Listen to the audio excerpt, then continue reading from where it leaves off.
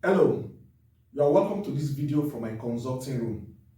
Do you realize that many people die from very preventable deaths because there was no emergency care or first aid treatment or first aid care for them when life confronted them with medical emergencies because they were far away from the hospital or from other healthcare centers that could offer them emergency medical services. So this video will take us through a list of items and materials and essential medications that you will need to have as contents of a first aid kit or box at home, at the workplace, in school, or that you could even carry along with you on a journey, or that you could have in your car as you journey to work and back home every day. It could be life-saving for you, for a family member in the middle of the night, for a relative, for a friend, for a neighbor, or even for a passenger or passengers in the next vehicle ahead of you or just behind you. So I remembered as a young doctor, I think it was my first year after graduating as a medical doctor. I was on transit on a journey of about 6 hours, and we had a bus tire on top speed. It happened that the driver came down, and as he attempted to replace the bus tire, he fainted. He passed out. I had my stethoscope on me. I had 1 or 2 other materials on me, which was what I used to resuscitate him. That was just a saving grace for that day. So this list of medications and items, like I said, would be what would save you or the next person to you when a medical emergency arises. So I will take you through a list of materials and items and essential medications that would help you to prepare a fairly comprehensive content in a first aid box. The first thing that you should do is to get a bag that is easy to carry around, or a box that is easy to carry around, that the size is mobile enough and that you can easily compartmentalize, so that you can have your items, you can have your materials and your drugs in compartments such that when you need them, you can reach for them easily. The first thing is this: you will need a pack of gloves. You will need a pack of gloves. It could be latex gloves, or if you wouldn't even be able to get a pack at every point in time, you can just fetch some, maybe about 10 to 15 pairs, and if you have the luxury, you could have some pairs of surgical gloves that you can use for every emergency that you will need to attend to, especially when bodily fluid is involved, like vomitors, like sputum, like urine, like fecal matter, like blood, like pus. You will need personal protective equipment like your gloves, so that you can protect yourself while you attempt to save your neighbor. This is very, very important. Another thing you would need is a pack, no matter how small it is, of cotton wool. A pack of cotton wool. You may have cases of bruises, of minor burns, abrasions, lacerations. You will need to control bleeding. You may need to wipe off some bodily fluids. Your pack of cotton wool will be very, very important, will be very, very essential for you to have in your first aid box. So alongside your cotton wool, you will need methylated spirits. You need a small container of methylated spirits. You will need antiseptic solutions that you can use to wipe the area that you want to take care of in cases of bodily injury. So you need your methylated spirits. You may need Savlon, povidone iodine solution. These are things that are essential for you to have. And because you may want to arrest bleeding, you will need packs of sterile gauze. You will need crepe bandages or gauze bandages of various sizes. You would need them to be as part of the content in your first aid box. You will need alcohol pads of various sizes. These are stuff that you can just apply on very small wounds on the skin surface. You will need this to be included in your first aid kits. It is very important that you have a pair of surgical scissors, surgical blade or razor blade. If you cannot get surgical blade, you can get razor blade. A new one, at least one piece, must always be in your first aid box. This is very, very important. You will need a roll of plaster or tape, such that if your emergency would have to do with arresting bleeding, as you wrap your gauze around, as you apply your cotton wool or your sterile gauze, you'll be able to use this to hold it in place before you take the person to the hospital. A roll of plaster is very, very important. A roll of plaster is important. You will need antibiotic wipes or antibiotic dressings that are easy to come about. Sofra is a very, very common example. Something like this is cheap. You can get it on the shelf in pharmacy stores over the counter. This comes in a pack of 10. This is just one of it. So when you tear it, it looks like gauze, but it has antibiotics ointment rubbed on it. Very good for minor burns, for minor bruises. Something that you can just use as a first aid care in cases of minor bruises, minor burns from fire, from hot water, from hot liquid, before you take the person to the hospital. This is very, very important.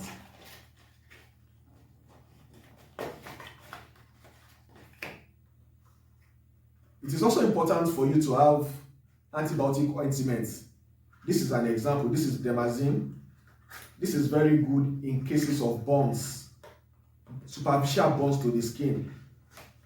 This is very, very important. So you can have your Dermazine cream and other creams. You could also have ointments that are pain relieving, analgesic ointments, especially those that contain diclofenac. These are very, very common on the shelf in your pharmacy stores around.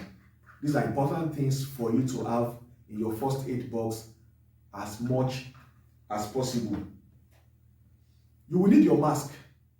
COVID-19 came and introduced the world to a new normal where we wear masks every now and again. Even though it is no longer compulsory, it is essential. You will need this at home, you will need this in your car, you will need this at your workplace. Your neighbor could have upper respiratory tract infection. You could even have upper respiratory tract infection. You will need to wear this so that you don't transmit or you don't transfer it to your neighbor. Or if you notice your neighbor having upper respiratory tract infection, you can give him one, you can have one. Others at your place of work, in school, your neighbors can have around somebody who is infected with the upper respiratory tract infection, so that it does not spread so easily, because these are airborne diseases. This is very, very important for you to have. Another essential thing that you would need to be included in your first aid box is your olive oil. About 20 to 50 ml of olive oil. Just get a small container, or olive oil that comes in very small container. This is very, very essential. For example, there's a foreign body in the air, especially a living foreign body. An insect, an ant strays into the air. You should not, in any case, for any reason, you should not attempt to remove a foreign body from your air. If an insect strays into the air, do not attempt to remove this insect from the air. The best thing for you to do is to get 2 or 3 drops of olive oil into the air. It will naturally drown the insect. It will naturally drown the ant that strays into the air. Once you do that, the insect is drowned, it suffocates to death, then head straight to the hospital, where the doctor or the specialist can help you to bring it out. So it is very, very important that you have a container, just a small bottle of olive oil, as part of the content of your first aid box. Your hand sanitizer is also very, very important. Your hand sanitizer is important. This would help you a lot in your personal hygiene. A good percentage of communicable diseases spread by way of what we touch. What we touch spreads by way of our hands. So at intervals, just like it happens during Ebola And like it was re-echoed again and again with the advent of COVID-19, it is good that you have hand sanitizer. Get a bottle of hand sanitizer in your first aid box. This is very, very important. This is very important. Because there could be power failure, especially if you stay in very rural settings in Nigeria, for example, and emergencies may occur in the middle of the night. It is important that you have a source of light, a very portable source of light, maybe about the size of my finger. It's important you have it in your first aid box. This is very, very important, so that if there's a noise arousing an emergency, you can easily reach out to your first aid box, pick out your source of light if there is no light, or even if there is light and you want to ascertain, for example, that something is in the air, you can use it to focus light into the air to see if there's truly something there or not. So a very small light source is important to be included as part of the items in your first aid box. This is very, very important. Let us talk briefly about medications that you should have in your first aid box at home. So for the essential medications that you would need in your first aid box, your over-the-counter medications, those drugs that you can easily buy without the doctor's prescription, should be in your first aid box, especially medications that you use to relieve pain, mild to moderate pain. Medications like paracetamol, you can buy them as the paracetamol brand, the Tylenol brand, acetaminophen brand. Buy the different strengths that are available. You can buy paracetamol tablets for adults or children above maybe 3, 4, 5 years old. And you can have the paracetamol syrup. This is very, very essential. Mild headaches, mild body pain, there is a fall or there is a fever in the middle of the night, because they would work for pain, and these drugs will also work to resolve fever. So you have mild to moderate fever in the middle of the night, early in the morning, when it is when it doesn't look like you will need the doctor's attention. But remember the caution anyway. But as first aid, you can have these stuffs at home. Ibuprofen is another very good one, especially if you don't suffer from recurrent heartburns or acid reflux, or you've not been diagnosed with peptic ulcer disease, for example. Ibuprofen is another very good analgesic that you should have at home. It works well for fever, it works well for pain. Diclofenac suppositories, they come in different strengths: 12.5 milligrams for babies and toddlers, 25 milligrams, 50 milligrams, and up to 100 milligrams. Especially if you would have to battle pain or fever in the middle of the night and the hospital seems very far away, you can just have it at home. This is what diclofenac suppository or even paracetamol suppository, this is what it looks like. So it is essential that you have just a few of these in your first aid box. And most of them are usually in the liquid form, but before you use it, you could just drop in your refrigerator, in your freezer for about 10 minutes. It solidifies. It is easy to use, it's easy to open. You just push it through into the anus. This is very important. Like I said, your paracetamol is okay. It is also important that you have your antacids. As much as possible, have your antacid, especially if you suffer from heartburn, if you suffer from acid reflux or peptic ulcer disease. Another very important medication that you should have at home that most people don't even know about is your activated charcoal. It comes as powder and it comes as tablets. Activated charcoal. Activated charcoal is very, very much life-saving. If you ingest an overdose of medication and you don't know what to do, it is not time to induce vomiting. It is not the one that you will rush to the kitchen to take your palm oil to drink or to try to induce vomiting, especially if it's in a minor or in a child.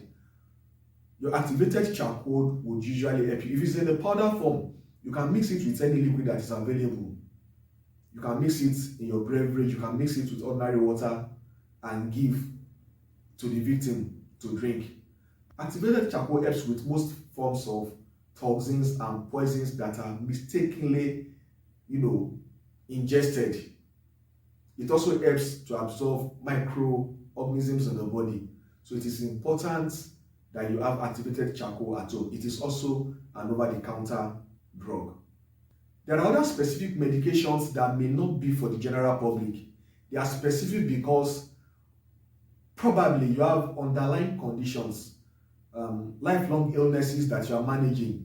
You should have the medications that you use to manage them, or that you use to manage their acute exacerbation, acute severity that suddenly just props up. It is important that you have them with you. For example, you are asthmatic, you should have your inhaler in your first aid kit, apart from having it in your bag, in your car, at your place of work, somewhere close to your bed. It is important that you have it in your first aid box. It is very important because, like I said, your first aid box could even be in your car. You are traveling with it, you go to work with it. It is important that you have these specific drugs with you. You are diabetic, for example, your oral hypoglycemic medications should always be on you. And because a possible side effect of taking your oral hypoglycemic medication is low blood glucose, it is also important that you have some cubes of sugar. These are specific things. It is important that you have some cubes of sugar, a bottle of soda, maybe a very small quantity. As a diabetic patient, you will have been counseled by your doctor what the signs of low blood glucose would be. When you start to see these symptoms or these signs, you are getting tired easily, you are losing concentration, you are sweating profusely, you are getting irritable, you are getting agitated, you are close to passing out, you could reach for your source of glucose and take. Even though they are not medications, they are things that you should have because it becomes life-saving in this instance. This is very, very important for you to have. And lastly, as part of your emergency kit or something that you should have at home, especially as adults, you should have a glucometer at home, especially again, if you are managing diabetics, for example, you should have your glucometer at home. This is very important. When you are at home and you have signs of low blood glucose, you can always reach out for your glucometer. You can always reach out for your glucometer so that you can, by yourself or with the help of a family member or a colleague, help you to check your blood glucose. Again, it is important that as adults, especially 40 years and above, you have your BP apparatus, your blood pressure monitor, the electronic one at home. This is not the gold standard anyway, but this is usually a guide. It is a good guide. It is important that you have this at home. All these are life-saving. If you can go through all of this, sorry about that, if you can go through all of this and you have a compendium of this at your reach at every point in time, you would realize that you could save a soul, which could be primarily yourself, a very close family member, a next door neighbor, a colleague, or a friend.